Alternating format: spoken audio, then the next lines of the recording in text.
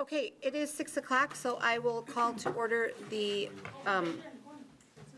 budget here, well, wait a minute. Why does this say regular meeting? We're doing the budget hearing first. And we, oops, sorry, we are all present except for Elisa. And, oh, Nick's gonna hold the flag for us. Thank you. Okay. I pledge allegiance to the flag of the United States of America and to the republic for which it stands, one nation, under God, indivisible, with liberty and justice for all. Nice work, Nick. And we will move to our only item on the agenda for this portion of our meeting, which is the budget hearing. I'll turn it over to Mel. Certainly, just a week ago, we went through this fairly in depth. Really, the goal is to bring forth this budget so we can start spending on our calendar of July to June 30th. So appreciate all the discussion last week and like to move forward with Mel's presentation for tonight. All right, thank you. So as Michael said, just a reminder, we talked pretty extensively last week about the budget. Much of what is the detail of the budget is in the budget booklet. A couple things, as Michael pointed out, this budget is, we call it almost that preliminary budget. It allows us to start spending after July 1st. This budget will change, and it always does, depending on everything that rolls out in the state and the final decisions. Right now, they're in the midst of talks. There has been some movement at the state level as far as financial decisions go. But right now they are going back to the table. The last that I heard, I got an email today to possibly update some changes. So again, why this is fluid. This is very fluid. To that point, I do want to call out two things. There were a couple errors in the budget booklet. There is one on page 5, the written, so if you notice, there's a couple different areas that the same numbers appear over and over and over. And because this is so fluid, we update our spreadsheets, we update our Skyward accounts, and then sometimes the actual written out in the paragraph form does not get updated. So I will make sure that that is updated. It is off by $10,000 right now. So there is an error there, and there is a spelling error in the presentation for primary. So if you notice that, just want to call that out because it's in a spreadsheet and not always do they catch it. Did you say it was on page 5? Yeah. Sorry, page, it's actually, yeah, I think it's technically page 7 or 8, but it looks like page 5. It's goofy. So, yep, the 19 million. So I just want to call those two out. The things in the budget presentation and the actual numbers in the budget booklet are accurate. It's just that written one that is inaccurate. All right. So just a quick review, recap, 24-25. This is as of May 1st. We are still obviously getting the bills in and the invoices in for June 1st. Sometimes it takes up to 60 days for that even to close out. This is an unaudited update, which means auditors have not reviewed that. The auditors are coming in next week to review everything. So that's always an exciting time for us and a busy time. We are on track for spending, so pretty close to what the budget is as of now. Now, of course, that always self-funded insurance, and insurance is always our big ticket item that is a little unknown. If a lot of people go to the doctor and we see a lot of invoices come in for that, that is the unknown, but we are confident that we have preliminarily, proactively, I should say, and preliminarily counted that out. So we do go to August, the end of August, and then we roll back a certain amount, and then we do pick a time, and we stay consistent from year to year that we say, okay, any invoice coming in after this point, which is decided in conjunction with our auditors, that says now we're rolling that to 25-26. Otherwise, they go back to 24-25, and usually we do choose a time right around the end of July for those invoices. So it's not always an even keel. This 24-25 is what we spent in health insurance, and 25-26 is what we spent. Sometimes there is some overlap just because of the way that medical bills roll in if you've ever had a medical bill. So with this Fund 10, we are on track. Our revenues and our expenditures, we are looking at a balance, a surplus balance right now. That will not be the case at the end, as our budget, if you recall, for 24-25 was about $3,000 of the surplus. We are tracking on that. Fund 50, We do have obviously more expenditures and revenues, which we anticipated, and those are still coming in. The revenues from the state free and reduced lunch. Our revenues for 24-25 as terms of selling lunches is done because we're into summer. So that is complete. And then Fund 80 is also on track with the exception of a little bit of additional revenue because of the PAC. So questions on that? Okay. This is just a further breakdown. I'm not going to go through all the numbers. You guys can definitely see them. And I know we've covered this at the committee level. The salaries and benefits are tracking with that 4% increase that was approved by the board and the preliminary budget for 24-25. That is what we are up, and we are actually, these numbers do include the summer payrolls for teachers because we actually pay those ahead of time in the system and then just let them go out when they need to for the biweekly payroll. So that is including that.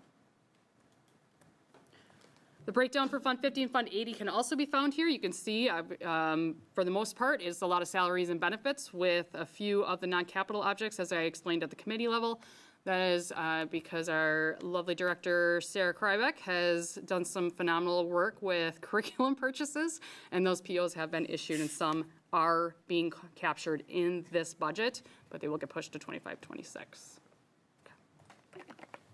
Any questions about 24-25? There will be more updates to the board on the 24-25, and then we will be coming to the board with monthly updates as again, that's a very fluid, as auditors check them, we come to the board with updates, and then in October, that will be a final.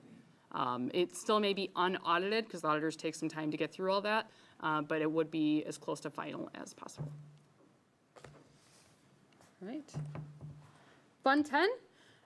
So our draft proposed budget, again, we call it this draft and preliminary because it truly is, again, October is our final budget, and that is the permanent budget. Beginning fund balance of $4.9 million.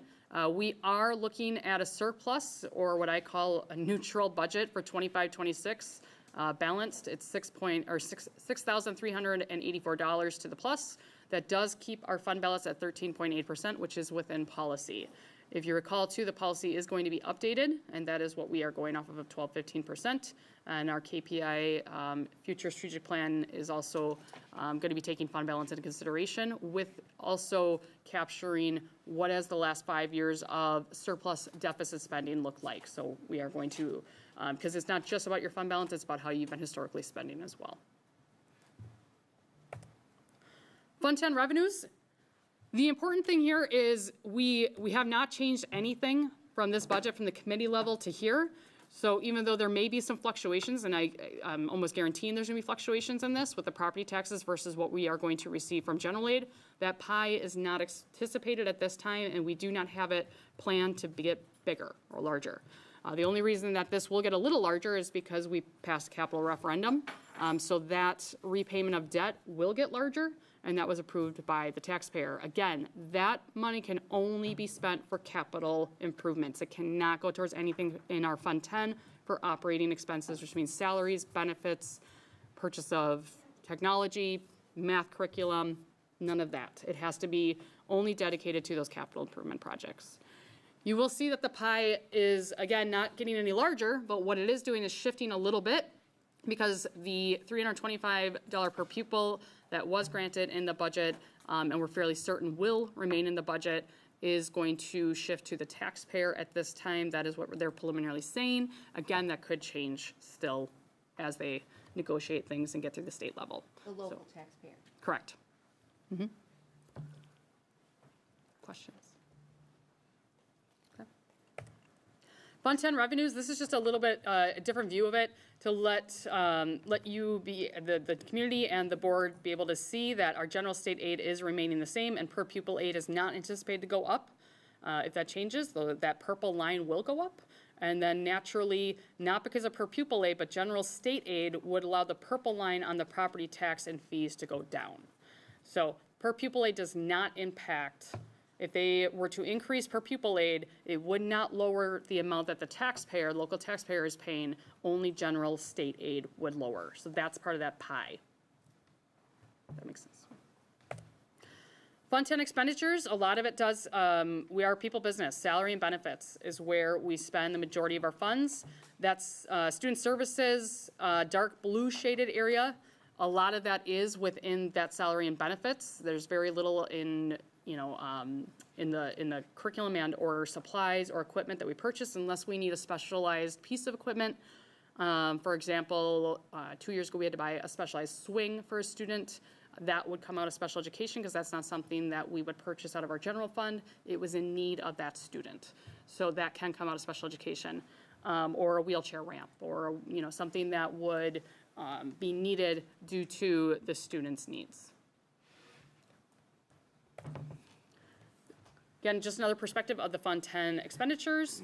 You will see a drop in our salaries. Now, the green is what you are looking at for this year. So the green is decreased in salaries and slightly in benefits because naturally, as we have gone through attrition and obviously the reduction in staff, that does include benefits as well. So if they had, say, for example, if they had family insurance, that $26,000 would decrease from the budget as we are not replacing that individual or that employee or that position.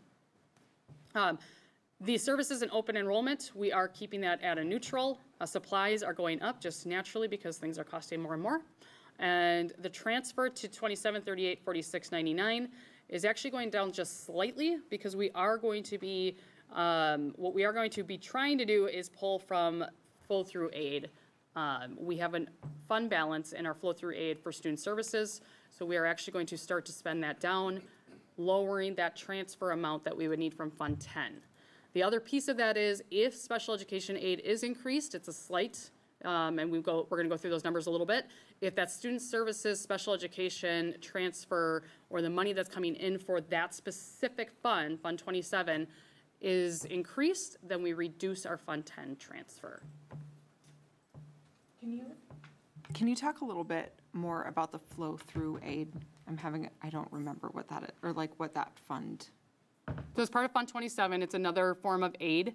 And what that is capturing through another source, a state source of special education funding. It's not a lot. It's a minimal amount. We don't cover it usually in this type of meeting and or the budget booklet per se because it's a revenue that is not the same amount.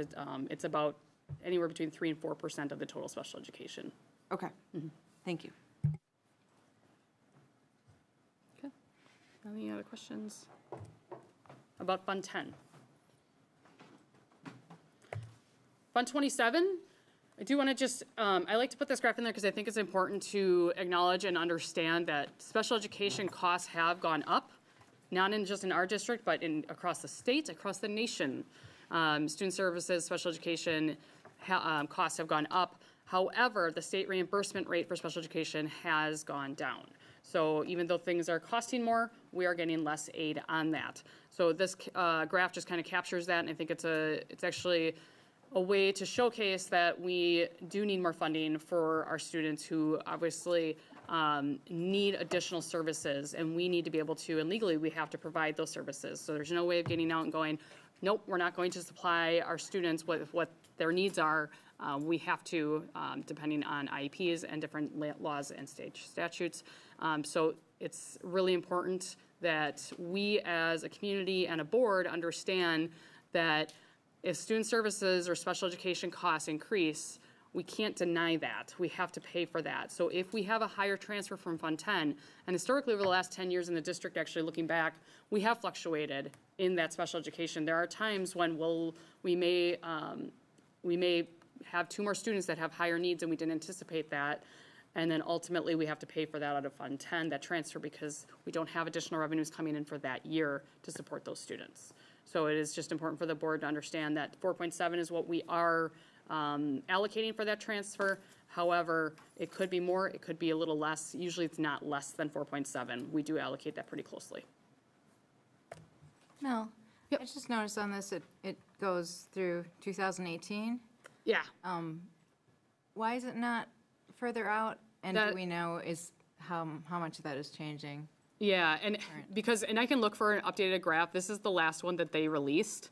I can look for an updated one. It also sometimes just takes a little bit to capture all of the data because we are still even approving Medicaid aid.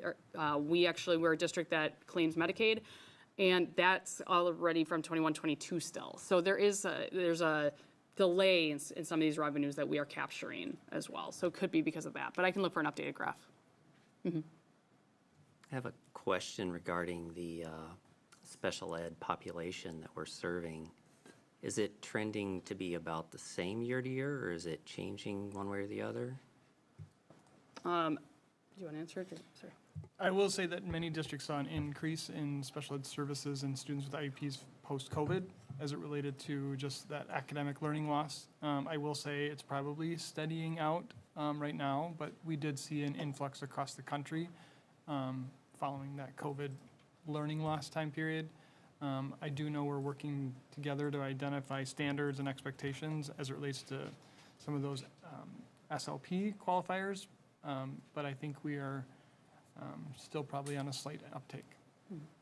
And as far as purposes of like the revenue limit worksheet that determines the size of the overall pie, there's nothing in that worksheet that gives you a different factor for a student that is special ed versus, let's say, general ed. It's just, there's a person, here's a dollar figure, regardless of what the need is. It's the same. Correct. Yep. The pupil count is the pupil count. That's a very good point, Brian, actually.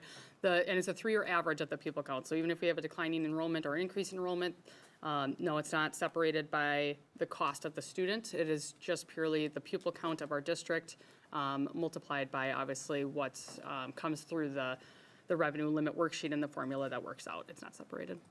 And it's probably fair to say that the special ed student population as a whole per student takes more dollars than, let's say, the general ed student does. Yes. Thanks.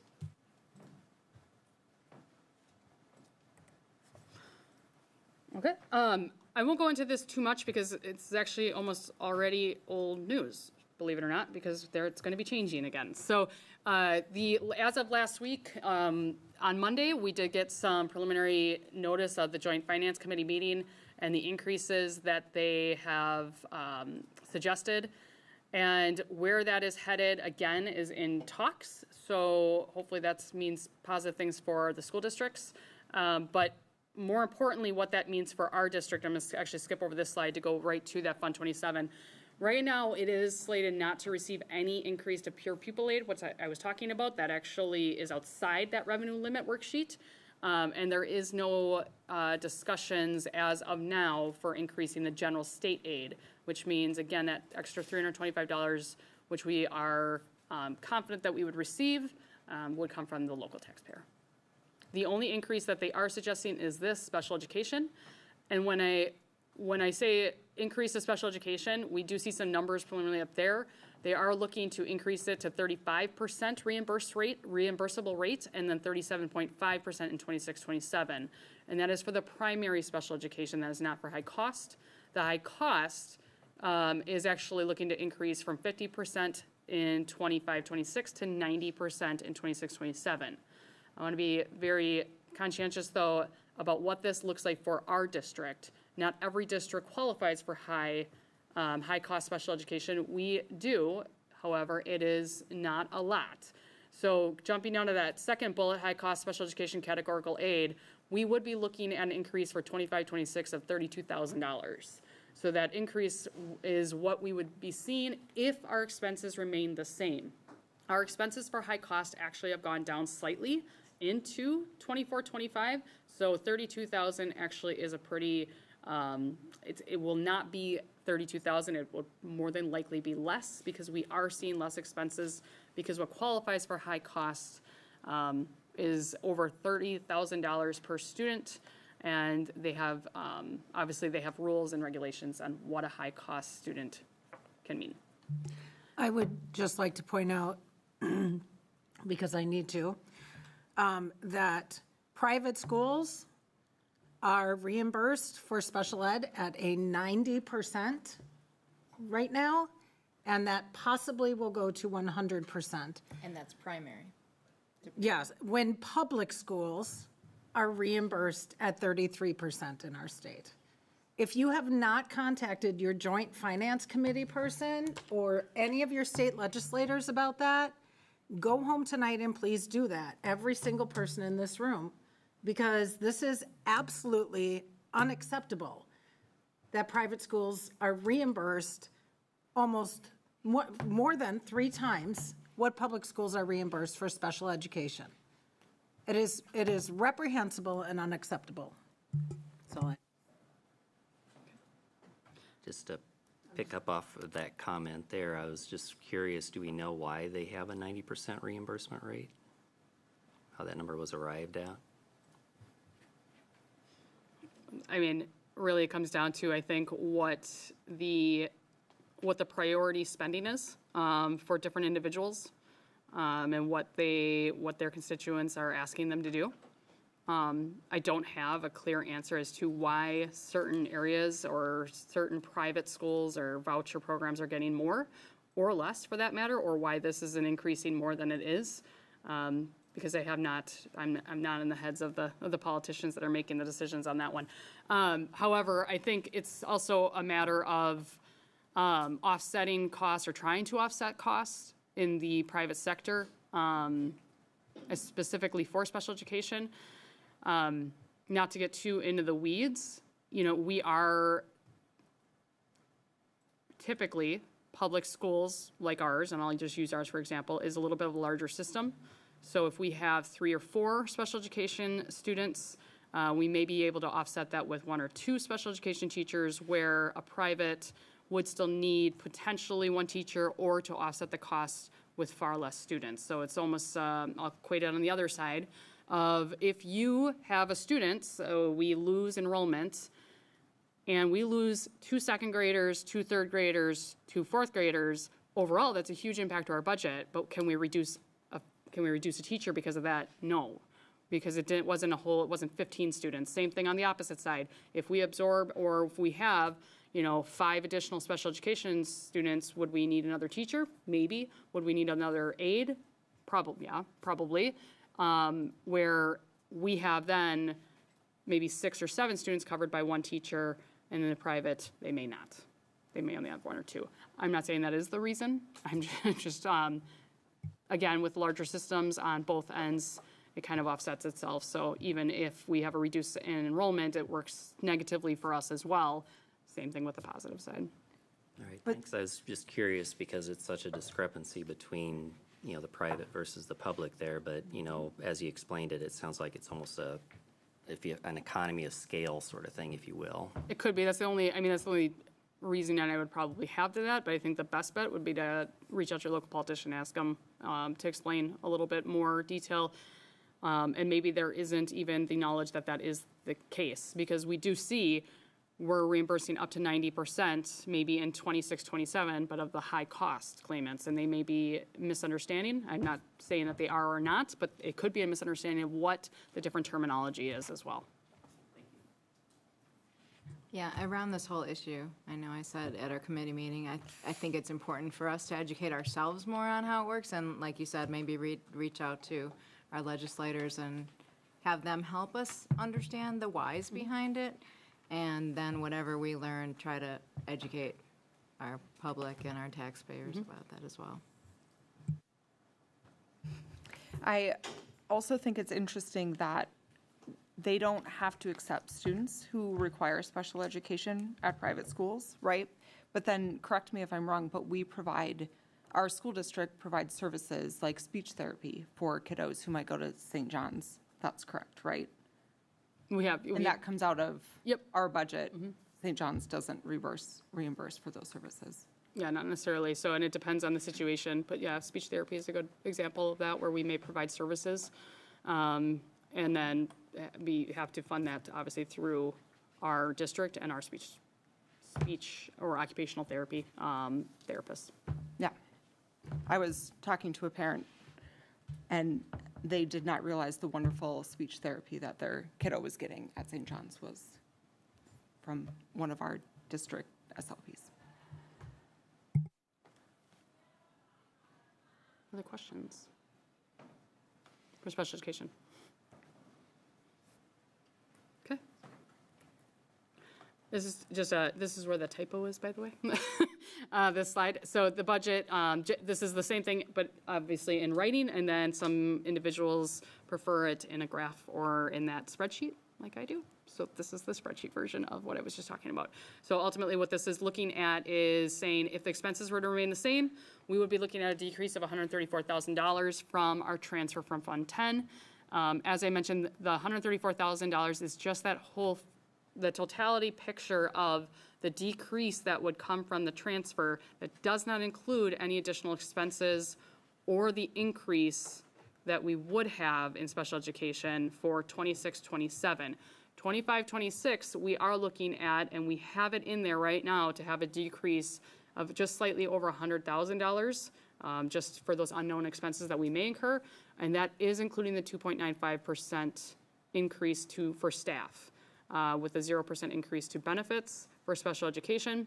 The one piece of this, and the reason that we are able to offset that, is the reduction in our declining enrollment, or our declining enrollment reduction also has reduced some special education population in our district as well. And as through attrition, we have been able to slim down one position in special education, which offsets the increases that we are going to see in the increases for CPI. Questions about the budget portion, the numbers portion? Okay. Talking about enrollment, it's no secret, I think. We are declining enrollment. We are anticipating another decline in enrollment as the numbers are coming in. This is a very fluid situation. But given that what we do here is we take a look at our senior class who's graduating from 24-25, who's coming in from our kindergarten, and then offset the numbers and then push everybody forward with historical averages of where we gain, where we lose. So for example, 8th grade going into 9th grade, we typically gain over the historical 10 years. We did add that back into the enrollment numbers.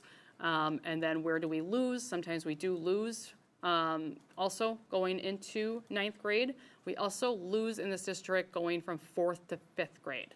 So again, not through open enrollment out, which is interesting. So I want to just rephrase that a little bit.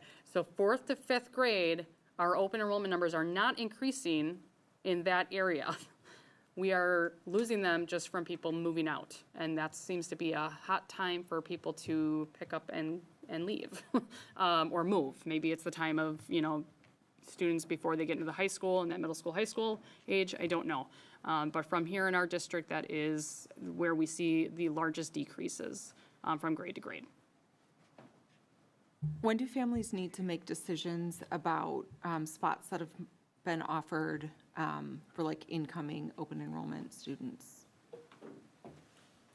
Yeah, so this is that time period in the next week or so. They need to accept those seats. Multiple options exist where people can apply to multiple districts. And so we've sent out communication, and Brian Sutton and Shayna and our student services officer communicating, sending out letters. That final acceptance letter is then communicated if they're coming to us, and then they register at our individual buildings or through Infinite Campus. So we'll have slightly better idea in the next week or two? Yep, these numbers will become more concrete. Okay. And we'll also know through obviously the people count in September, and that's before that final budget meeting in October. I want to just clarify though, open enrollment in and out is different than resident students.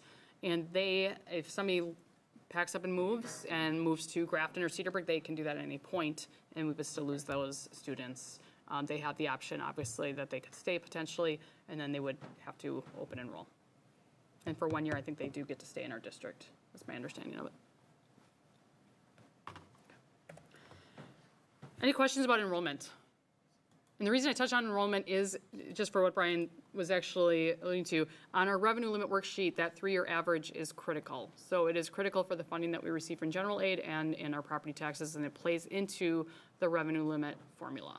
So that's why we touch on that in the board update. Levy and mill rate. We are looking at a 4.06% mill rate increase. This is factoring that 325 coming solely from the local taxpayers. If that was to change, that number would go down. So right now we are looking at general fund levy of slightly over 12 million. We do have that debt service levy included, and that payment, and then the community service levy is just a slight increase this year for an overall Obviously 0.007 or 7.31 for the mill rate per $1,000 value of a home.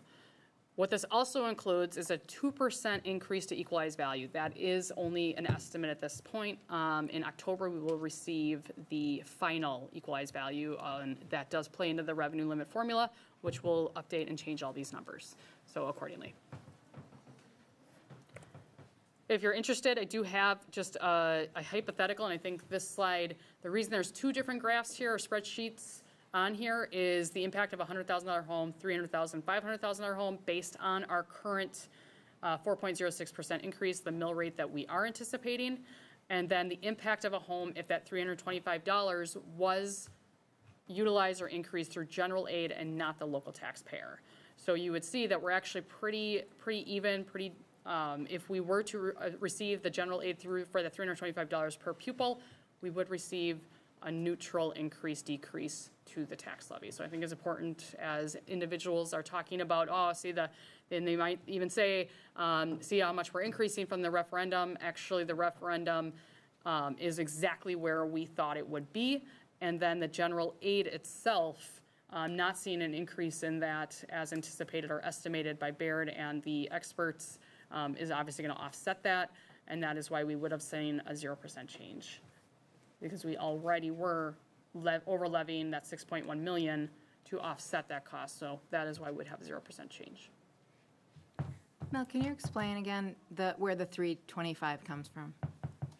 Yep, so there's an increase of 325 that the governor put into effect. And that is what is being highly debated, I would say, at this time at the state level. And that was done through a veto months ago now. 2 years ago.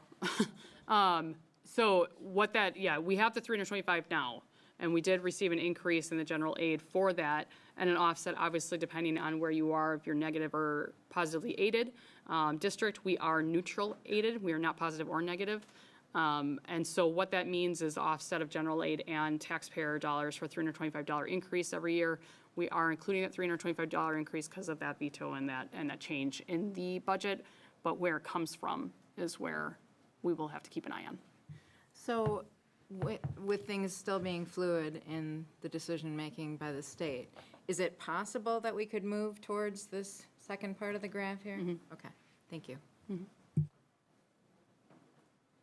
And if that happens, it's not a 0.1% change from the above graph, it's from last year's. Yep, okay. They're both from last year. So we would have options as a board and as a community then to say, obviously it depends on where that all falls in line and what we want to do if we want to keep it consistent and level, which we would probably recommend for the taxpayer, or if we would want to over levy at all to pay off debt faster, which every little bit that we pay off that debt faster is, in the grand scheme of things, less for the taxpayer, but not for that 1 year. Great, thank you. Other questions?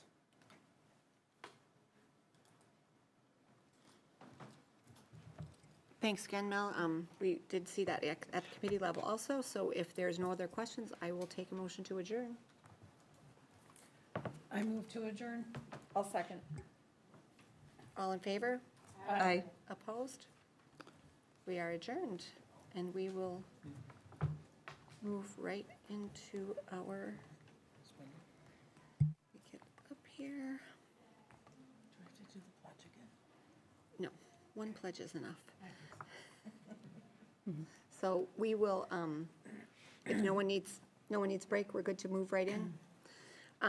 So we will call our regular board meeting to order at 6:34. And again, we are all present except Elisa. We do not have any student council representatives here. So we will move into the election of our new board secretary. So I will call for nominations for the office of school board secretary.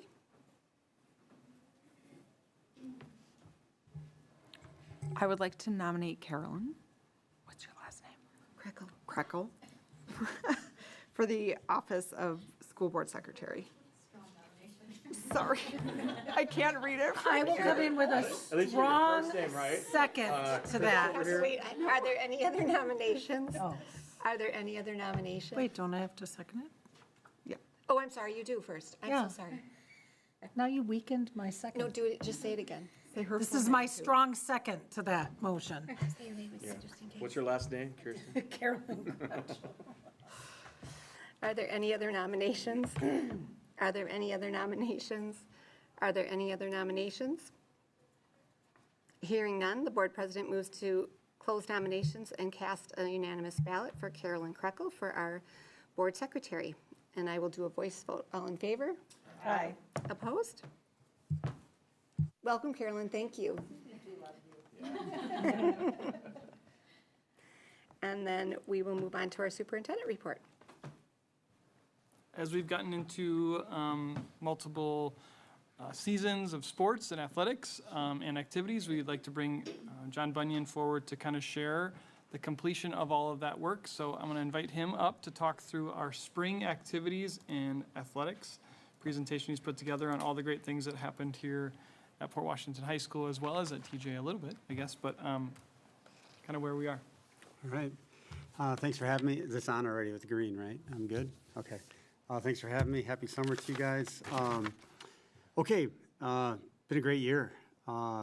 Just to give you some stats a little bit, we had 8 fall sports, 7 winter, 7 this spring, for a total of 22 sports. We have 25 different activities and clubs that are going on at our school too. So it's a great year. A lot of kids participating, and activities went really well. So to start off, track and field finished 9th overall in the North Shore, and we had some great conference honors with Peyton Keller, first in the high jump, and also 3rd place in the triple jump. Harlow Abrero is a freshman who was an honorable mention in the 400-meter dash. Parker Allen, senior, was a 1,600-meter 3rd place there. Peyton Keller had an amazing run and had a great finish, was 1st place, state champ in the high jump, which is at a height of 5'6". There was a jump off, pretty dramatic, pretty awesome. So She will be here in July to celebrate with us. She was unable to attend tonight, but she will be here in Yeah. July to show us her championship medal and talk through. And maybe we can bring a bar in to have her see if she can jump. yeah, it was incredible. So kudos to her. She then took 7th in the triple jump. Grace Bauman was participating in the pole vault there and qualified for state. We broke a bunch of new records there for the girls. Obviously, the 5'6" high jump for Peyton and the triple jump with 36. Parker Allen with the 1,600 meter at a 5-minute mark there. And then we had some relays with Kenzel, Miller-Steins, Alberto, and Kellner at the 400 meter with that time. And then distance medley, and then our triple jump relay.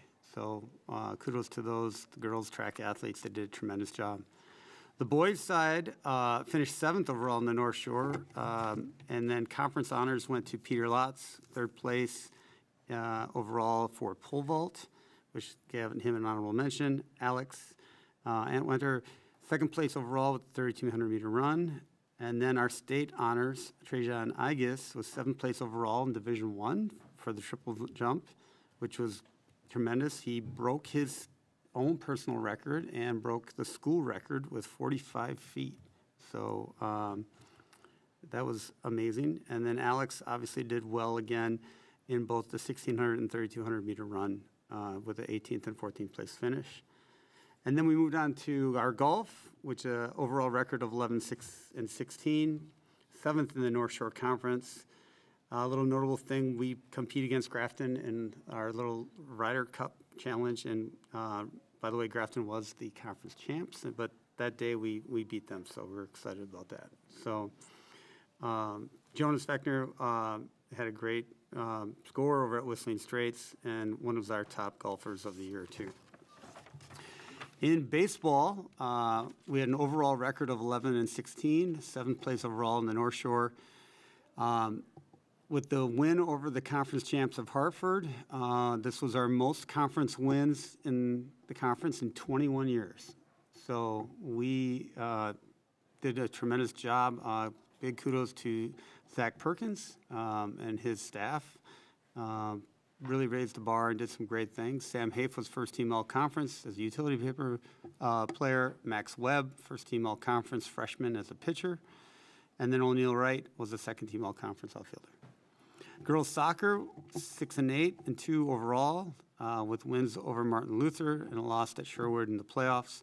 And they had a really good year, real tight schedule, and had some close losses. But Libby Holmes, second team. Maddie Uslink was honorable mention. And then Cameron Kanab was also a freshman honorable mention. Softball, 11-11 overall, 5th overall in the North Shore. Wins over Hartford, who won the conference championship. And then we lost in the playoffs in the opener in a close game, 7-6 at Plymouth. All conference honors went to Hope Kahuli, second team, and then Shelby Cash for infielder honorable mention. Our boys tennis team, with only 10 boys, struggled a little bit in the North Shore, and they were 0-9, but they've been working hard, and they're doing some good things to try to grow the program. So that's the completion of athletics there through all of our seasons. I just want to note that we have 18 senior athletes that have signed a letter of intent to go play at college athletics at the next level. So it's really a high number and did a tremendous job. Our activities, most of those ended up being in the winter that I reported on, but we had some that wrapped up here in the spring, where DECA competed in Orlando. Jonas Fechner was a top 10 test taker in integrated marketing. Lucy Rettler and Kylie Kajenka was the top presenters for integrated marketing. So they did great down there in competing. And then our forensics, which just wrapped up, had national qualifier 7 students competed in Chicago on the 24th and 25th of May, as well as just this last weekend, they were down in Iowa, and they took home speech sweepstakes award. So Misaki did a great job with those students down there and had a tremendous showing. So did really well. Any questions on sports and activities? It's our second state champ for this year, so it's a big deal. It's huge. Awesome. So later this month, or in July, we'll come back together. John is preparing just some information as it comes to the board. You asked for questions about extracurricular feedback. So we've engaged our staff in how are they growing the program, how many students are involved, highlights, achievements, and then recommendation for future programming. And so we'll bring this data forward at our summer retreat, but wanted to give you an update that that's kind of a part of the process at the end of those seasons. We're bringing forth information, but then also gathering information from our staff. This is just that timeline of those events. Any questions on that? So we increased our budget in terms of for our coaches and our activities in terms of the pay this last year, and then we wanted to go back and survey them and see all the totals in terms of the time frame for their sports activity, number of students participating, all the work that they put in, so that we get a good understanding of the offerings that we have.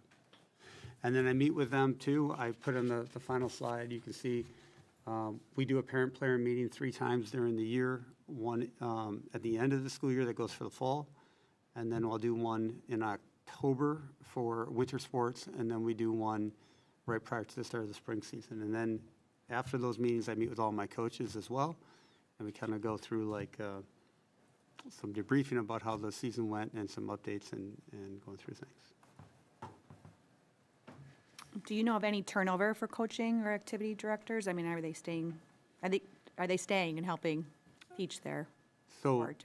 So we have a little bit of some turnover. Our softball coach who has stepped down and will be opening that position. We have a new volleyball coach for the girls that has come in and is doing a great job right now.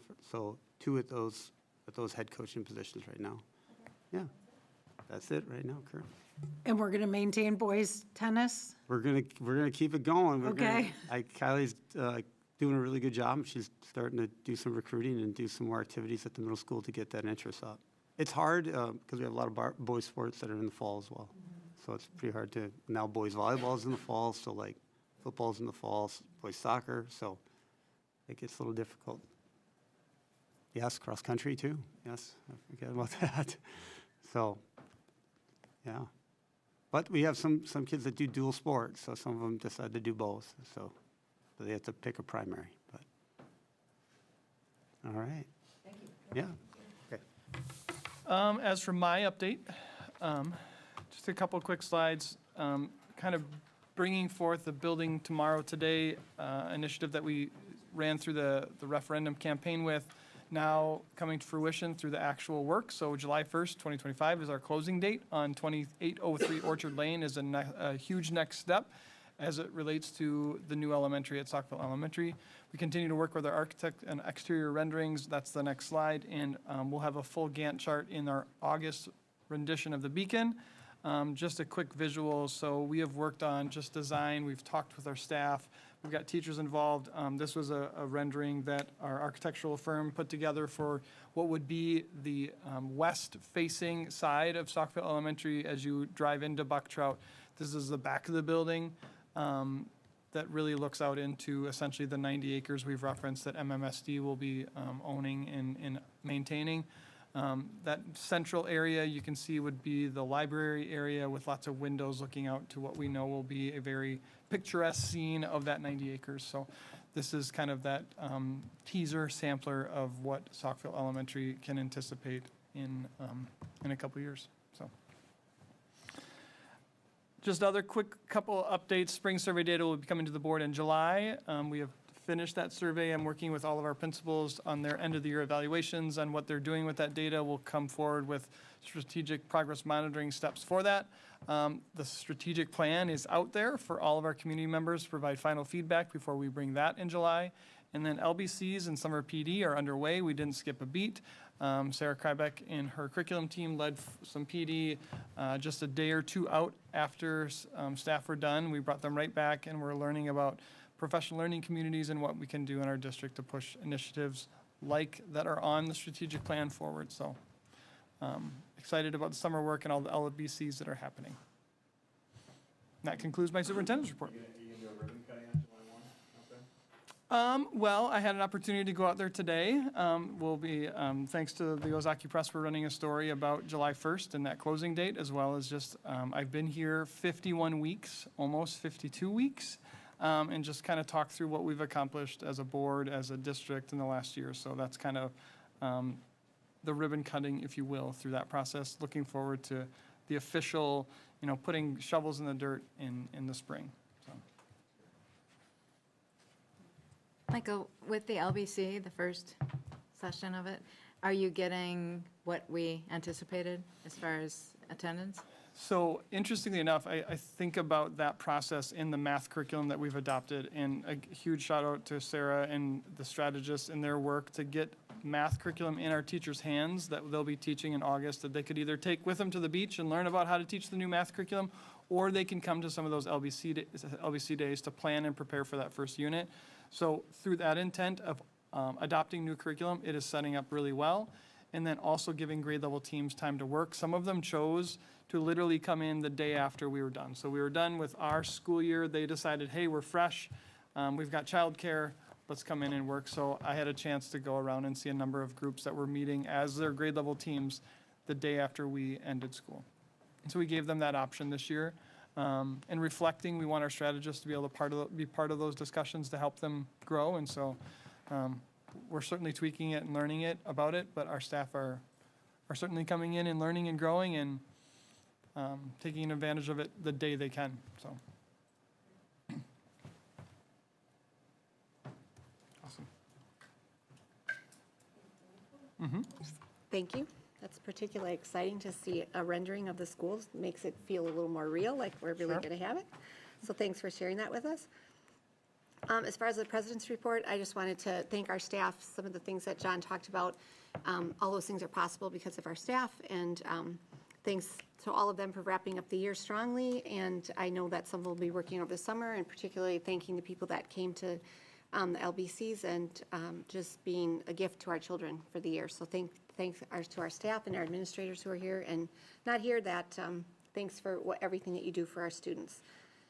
And then your upcoming board dates are in your packet.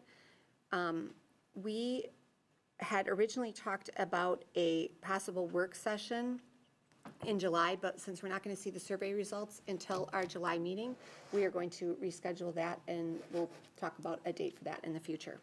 So happy no committee meetings, month of July. And then board committee updates. There is updates there. Justin, could you go do the Finance and Human Resources Committee report? Sorry.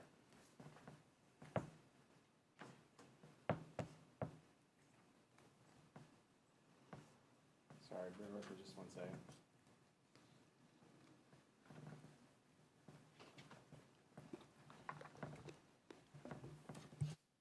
So we have the Finance and Human Resources Committee meeting from 7:04 to 8:19. We had our committee members present and other members in the community and our board present. Started at 7:04. Y'all did a great job doing the employee handbook changes and preliminary budget. And so as we discussed here tonight, and then Dr. McMahon provided information regarding transportation in private schools and discussed the bus contract. We ended our meeting at 8:19 p.m.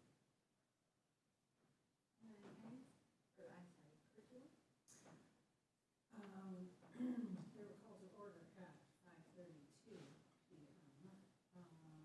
All committee members were there, as well as other board members, as well as every administrative that we see in this room. Oh, sorry. Rachel and Nick provided an update on the new high school and middle school handbooks. Then Jane, Jay, and Elise provided an update on the new elementary handbook. And we also heard about the update on the new high school and middle school schedule. Sarah presented information about the new AP pre-calc curriculum, and which was very exciting for me. And also, Sarah presented an update on Act 20, and we adjourned at 7:04. See Stephanie. Yeah, we had our shortest policy meeting, I think, in recent history.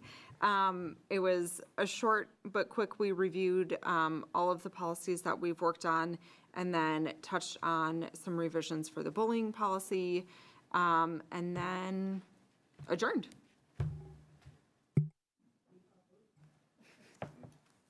Not that your other committees aren't special, but thank the policy committee extra for all the hard work that's been going on since fall. And then we have our district committee updates. Did any of the other district-wide committees meet since our last meeting? There was, excuse me, the high school did host an Industry Alliance tour of the Tech Ed department on May 29th, it looks like I wrote, where they reviewed the facilities and capabilities that are available to the students that we have here, pointing out what was new here and what has been acquired with donations and grants. And about 24 attendees, I think, turned up for that. And were they community partners that came? Community partners, yes, from local manufacturers and companies. Great. Awesome. I did not have anyone turning cards for public comment, so we will move on to consent agenda. So what you would be approving is A, B, and C, the business service report and the human resources report and the minutes and committee reports. Are there any questions about any of those things? I was hoping that we could just get a little bit more information about the number of math teachers that were hired and a little background on that. Absolutely. So as we ventured through our process of preliminary notice of non-renewals, and the timelines driven by the state, we've talked a little bit about how much that meant if we had the information in time to offer those non-renewal, or those staff that receive non-renewals a position. A number of positions have resigned since that May 15th deadline. We've had an opportunity to reach out to some of those staff members that were given non-renewal notices. Many of them had already signed contracts in other districts. We were able to take on one of those staff members and offer a job to that person. So we're excited about that. We did see 3 in total math positions at the high school. 1 retired, 1 resigned, and then we had a third staff member that resigned after that deadline. And so we did post that position and have brought forth a candidate to hire. Similarly, we've seen some resignations at the 5th grade level and that have been now hired and bringing forth candidates tonight. Thank you. I just have one question regarding the resignations, and that's the one I usually have, which is regarding the exit interviews and data that we'll be seeing on that at our retreat. Yes, so I have had a number of exit conference interviews with staff that have reached out to me. They take the survey and then they also have the option to meet with me. So I wrapped up a number of those last week. I have a couple more this week. And so what I'll then be doing is compiling themes from those to bring forward to the board, as well as how they filled out that survey. Great, thank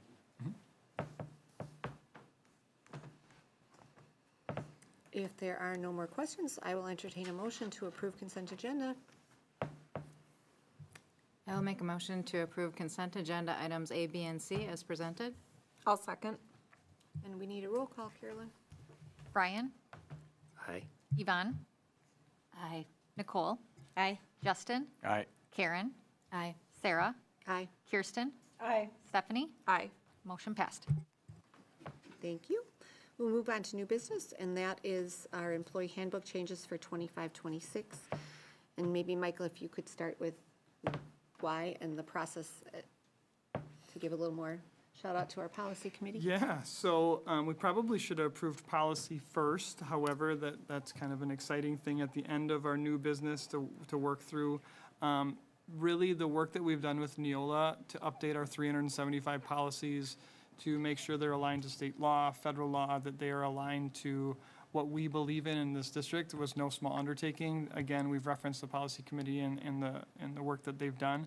This then absolutely relates to every handbook then, that your handbook should talk to your policies should talk to every handbook. And so that work then that you as a board did around policy helped informed our administrators to create handbooks, their code of conducts. One of the things that you approved through policy was that the code of conduct is brought to the board annually. This year, we brought the full handbook as it relates to our staff handbook and our student handbooks for your approval, because there was a great deal of work that went into that. So they are now aligned. Our policy numbers have aligned to that. We've also, since last week, we've jazzed it up a little bit on the front page. And based on your feedback, actually, this is our staff handbook was not jazzed up, but our student handbooks were jazzed up. Sorry. The alignment, though, is what is key. And so as staff come back, we'll do some PD around that. They'll sign off in one way, shape, or form, whether that's through Skyward or through the document itself. There's a page that they're signing off that they've read these policies and they understand the handbook and its impact to their employment. Not jazzed up, sorry. We did have a chance at committee level again to go over the handbook. So unless there are any questions, and we will first be approving the employee handbook. We can entertain a motion. I just have a quick question. The signing off by employees, is that a separate page that's not on here currently? That is actually going to be done through our Skyward. Like our- So, okay, yep, so it's all electronic now, just like their contracts. So everything that we need an employee to sign now runs through, so it's saved Okay. forever. I feel like ours was in the front line. Could be. Some people use Frontline, we use our HR Skyward. management. Okay. And then just in follow-up to our meeting earlier, as this is rolled out to staff, there will be an email going to all staff so that they have access to this, they have time to read it. Yes, and also we've actually, I can speak. We also created a Google Shared Drive. So this will also be in that employee shared drive along with other critical documents or important documents that they can have access to. We started that this year and it's gotten a lot of positive feedback. So we've now housed this there. And now when they go to Skyward, they can actually pull it up. Excellent, Yep. thank you. If there are no other questions, I motion to approve the employee handbook changes for the 2025-2026 school year as presented. I'll second. all in favor? Aye. Aye. Opposed?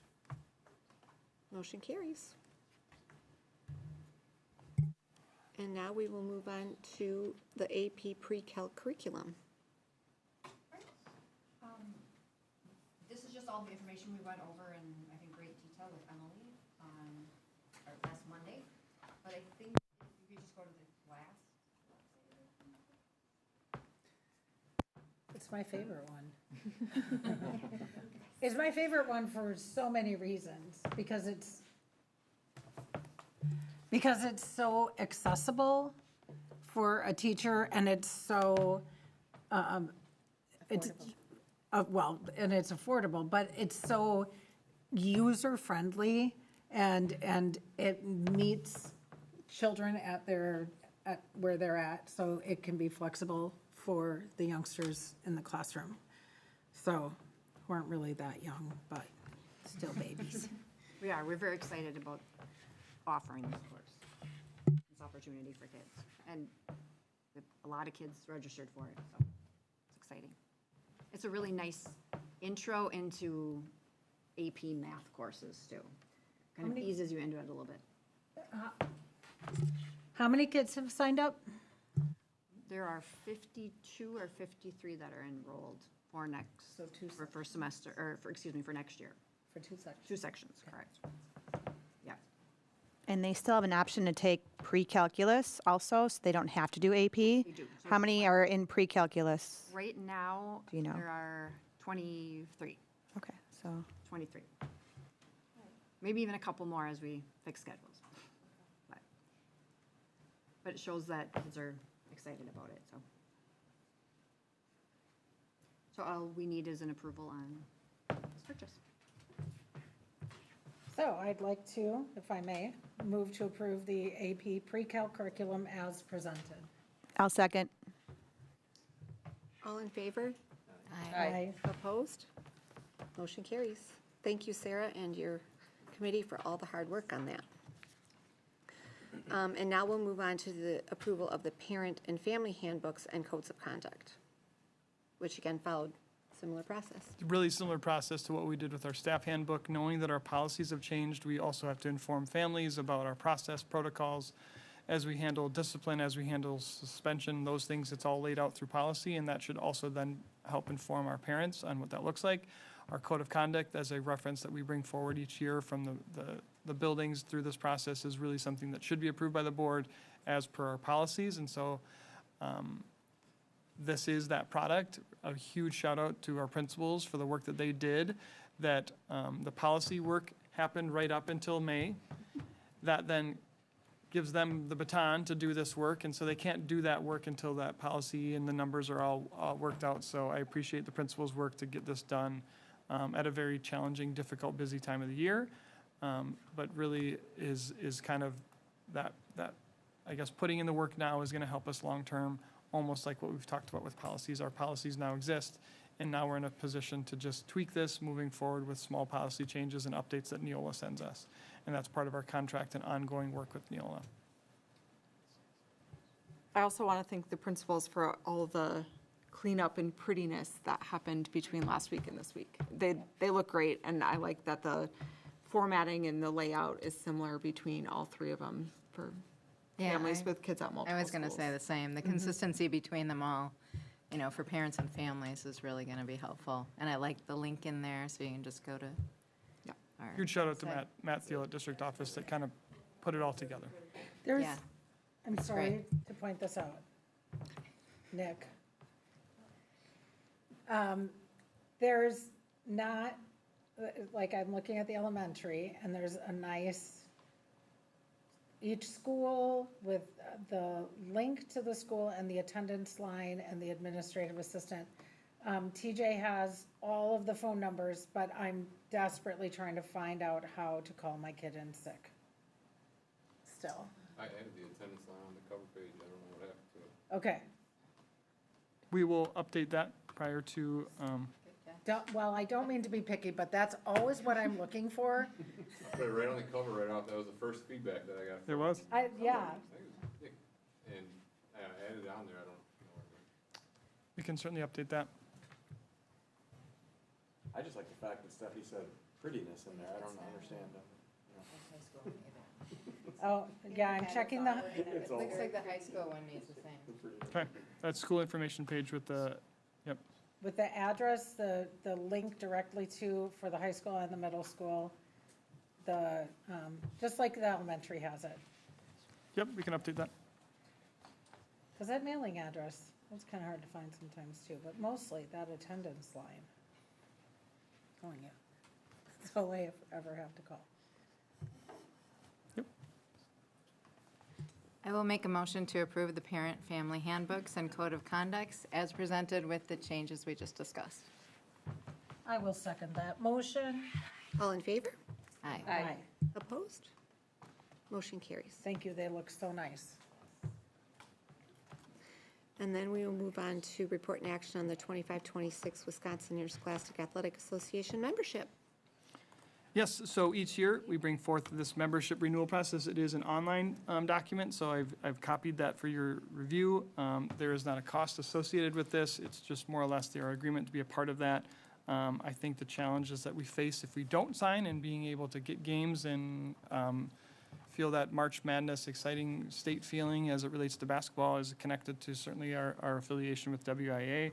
We are also unique in that we have a high school principal that is a part of a team that helps to decide some of these things. So we do have a voice at the table, so we're thankful for Rachel's work on her committee with the WIA. So another plug on why we should approve this. Then I'll move to approve the 25-26 Wisconsin Interscholastic Athletic Association membership as presented.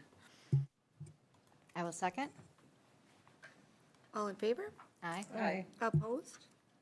Motion carries. And then we will move on to the approval of the school board meeting dates for the 25-26 school year. Yes. And those were in your packet? Yes, so I've added these dates. They should look very similar to the process we've lived out the last 51 weeks of grabbing your second and fourth Monday of every month moving forward, other than July and possibly December, trying to avoid those second Monday committee level meetings. There's certain months, I believe May, in which the fourth Monday is a holiday, so we've adjusted that. But really trying to put this out there for community, for our staff, for our principals to know those dates. I know, to the board's perspective, some of those Monday nights, policy most specifically, were late nights, so I thank the board for their work in condensing it into 2 Mondays a month away from our families, and so I appreciate that. So that's what I've prepared for us, is the same plan as last year of the second Monday will be committee-level meetings at district office, and then the fourth Monday will be here for our regular meeting. There's just a small typo in July 29th. 2025? Thank you. I will update that. I was sitting there looking at it going, We will fix that. it's all good. Yep. Do you anticipate the 2026 board retreat being around the same time as well? Yes, so we typically take a look at our calendars as an admin team in early January, and I try to get those dates out to you around that timeline. Okay. If there's no other questions, I'll entertain a motion. I motion to approve the school board meeting dates for the 25-26 school year as presented. I'll second. All in favor? Aye. Opposed? Motion carries. And now, we should have had a drum here. We will move on to our approval of our new policy manual. So I thought we could be really anticlimactic and not go through this, but I created a slideshow just to show the level of work. So simply put, the zeros are 55 bylaws that were created, read, and approved by this board for a first reading. It took 2 pages and 2 slides to do that. The 1000s, the superintendent, policies driven by the board's oversight of the superintendent, is 10 policies. 2000 program, as it relates to programming, 47 policies that this board read and reviewed as a first reading. Took 2 pages or 2 slides to get through them. 3000s, it is 49 policies as it relates to personnel. We did something unique as it relates to Neola. We combined our our certified staff and our non-certified staff, and having two different policies that read almost exactly the same, Neola made the recommendation to combine them. So we have one set of policies that then allowed us to create the 4,000s, which is one thing that we say is important to us, is the health and safety of our students. So we are unique in that this is the first district that Neola is now encouraging other districts to do like we've done, to have a health and safety policy specifically. And so we have 22 policies aligned to that. The 5,000s of our student policies are 61 policies that you'll be approving tonight. And the one I reference is the supermajority vote we'll need for bullying. So essentially 62 5,000s. Finances and the work that Mel does in her department, there's 39 policies. Property and technology, 34 policies. 8,000s, operations policies, 38 policies, and then 9,000s, there's 18 policies. That's a total of, for those of you keeping track, 364 policies. And so, again, a huge shout out to this work to take this on this year. You all know the policies just as well as our administrative staff, maybe even more so, Stephanie, than our administrative staff. So that is really what I believe is important as it relates to accountability. So when we get to next June and you haven't seen the code of conduct review because policy says we're supposed to bring it, that's a good reminder. And so accountability is important. That's a word that I think I hold dear, that you have to hold me accountable. I hold our principals accountable, directors accountable, and ultimately our staff and our community holds all of us accountable. So huge shout out. And it's as simple as a motion to approve the board, replace its existing policy manual with a newly developed manual as presented, labeled in board docs as the policy manual board adoption draft. Would you just share Richard's comment about how thorough our board was? Yes, our board was so thorough, he believes we've set a record on the amount of updates and changes, some just simple grammatical changes that I believe will hopefully change their templates for future boards to adopt and approve those policies, but we were in the 90s when typically it is around 15 to 20 for most districts, so. We also found a lot of outdated language. Yes. That hopefully they update moving forward as well. Yes. Does he regret getting PWSSD as his? I do not.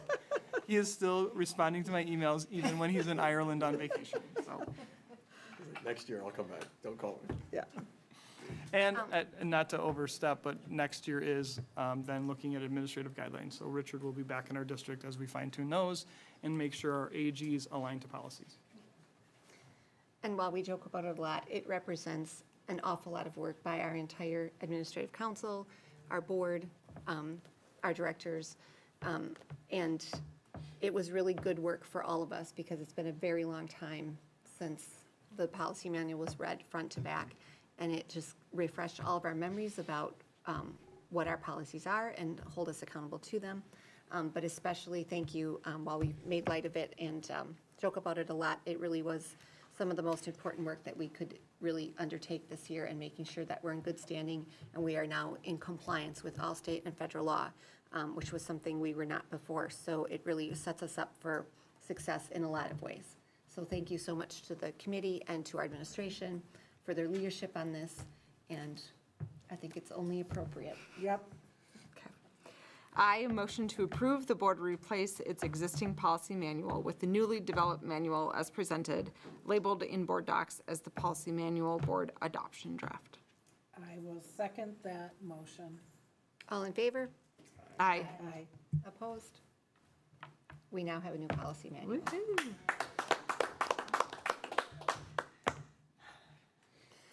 Almost. So One more. So policy 5517.01, as we reviewed with Neola and also in working with our attorney, much of the language was not DPI recommended language. We do believe DPI's model language is what our board has said is the next step for our bullying policy. I've copied that into the slides. We also are explicit within our policy to list who does the bullying investigation and has listed all of our administrators in the district. And so that's an important step that DPI has recommended. And finally, making sure this is ours. There is some connection to Neola, but this is our policy. And we are allowed And the hope would be that we have a complete manual, and we can update that as soon as tomorrow. That would go in effect tomorrow based on board action tonight. And we didn't want to wait on the bullying policy, and so we can essentially move forward with this policy going into tomorrow's manual with a first and second reading if we have a supermajority of the board. So do we need a motion? Can I just ask a question about that? It does say voice vote, but should we do a roll call vote because it has to be supermajority? Yes, yep. Okay.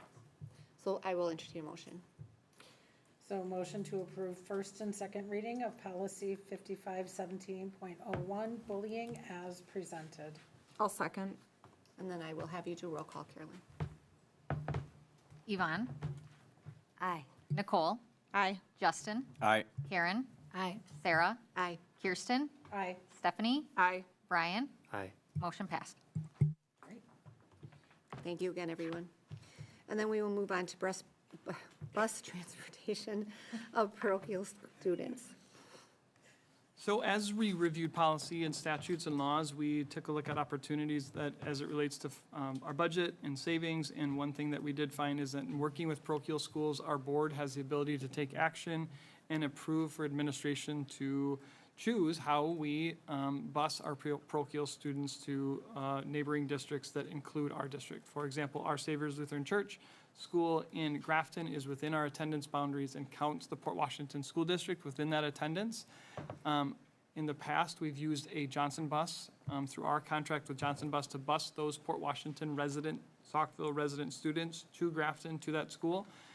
We have the ability as a board, as it relates to Wisconsin State Statute 121.55 subsection 1, to choose how we provide transportation, and administration is recommending that we do that by contract with the parent or guardian of the pupil to be transported. In this case, our Savior's Lutheran Church has communicated with us that there is one family or one set of students that would go to that school, so we would be able to create a contract with one family rather than having a bus payment. You can see the cost savings with essentially that we're anticipating by using an individual contract rather than a bus. I'd just like to thank the administration for bringing this forward. This is information that we have never seen, was unaware of this state law, and thank you for finding a considerable amount of savings for us. We'll continue to work with those districts, those parochial schools, to make sure they're just getting us that information in a timely manner. They need to schedule, or they need to create their attendance boundaries in April, and then by May 15th, they have to send us that list. So we may come back to you in a year to say, hey, we've got a big enough group that it makes sense to have a bus. And so that will be an annual discussion that we have based on the numbers that these districts or these schools provide us. And you mentioned like holding them to that deadline. Yeah, so that helps as it relates to our preliminary budget that Mel had to prepare and be prepared to bring to you. Those numbers matter, and so we need to have that information in a timely fashion, and state statute says May 15th is the date. Great. If there's no other questions, we can have a motion. I will move to approve bus transportation of parochial students as presented. Oh, a second? All in favor? Aye. Aye. Opposed? Motion carries. I don't believe there's any board correspondence going around. Do you have the signs? Yep. So if, Can we motion, can I have a motion for a board to amend? We did not, during the budget hearing, move to approve the budget hearing for us to spend dollars. We adjourned before we did that. that's pretty nitpicky. Yes. So we would need for you to, Go back to item, oh, from our first meeting. From the budget hearing.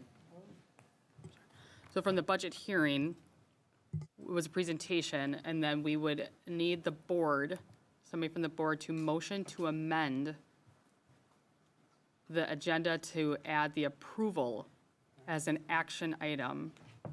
Yep.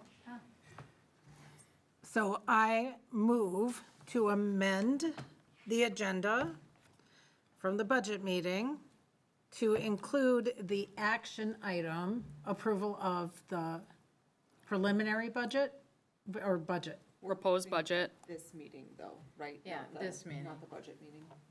No, we have, Meeting agenda. You're adding an action item to this meeting. to this not- meeting agenda? Oh, okay, to adding it to the current meeting agenda to have action on the preliminary budget. I will second that motion. Do you need to say proposed? proposed budget for 25-26, Proposed budget for 25-26, including Fund 39 addendum, including Fund 39 addendum, Carolyn, as presented. as per, Presented. as presented. Thank you. I will second. Line?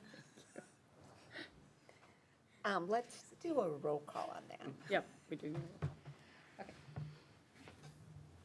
Nicole, Aye. Justin, Aye. Karen, Aye. Sarah, Aye. Kirsten, Aye. Stephanie, Aye. Brian, Aye. Yvonne. Aye. Motion passed. And then do we need to move to approve? Because we just added the action Yeah, item. That now was we have to adding do it. that To action approve item, it. right? Yes, you do. I move to approve the preliminary budget, proposed budget as presented, including addendum, Fund 39 addendum as presented. I will second that motion. And we're going to do another roll call vote on that, please. Justin, Aye. Karen, Aye. Sarah, Aye. Kirsten, Aye. Stephanie, Aye. Brian, Aye. Yvonne. Aye. And Nicole. Aye. Thank you. Motion passed. Thank you. I apologize for not I Thank you forgot for that. catching that. Yeah. Thanks. And then I will make a motion to adjourn into closed session per Wisconsin State Statute 19.85, parent 1, subparent D, for the purpose of reviewing standard response protocol, drill evaluation data, and Wisconsin Statute 19.85, parent 1, subparent C, for the purpose of considering superintendent performance evaluation data. Do I have, I will second. all in favor? It says roll call. It says roll call. Oh, sorry. Another one. It's going to be really good. Karen. Aye. Sarah. Aye. Kirsten. Aye. Stephanie. Aye. Brian. Aye. Yvonne. Aye. Nicole. Aye. Justin. Aye. Motion passed. We are closed.